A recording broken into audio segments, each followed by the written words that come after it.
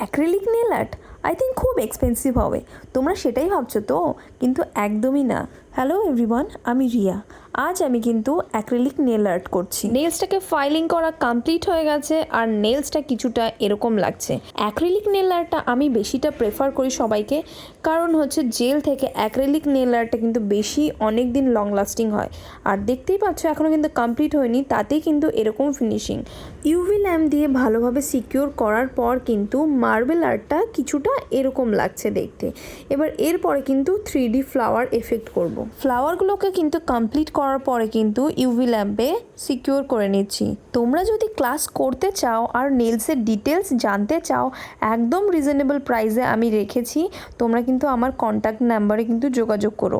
আর তোমরা তোমাদের স্পেশাল ডেতেও কিন্তু আমাকে বুক করতে পারো, সেটাও কিন্তু নেলসের প্রাইস বোথ হ্যান্ড কিন্তু 400 টাকা থেকে স্টার্টিং হচ্ছে, আর অ্যাক্রিলিকের একটু বেশি হচ্ছে। তো আজকের মতন এখানেই, টাটা।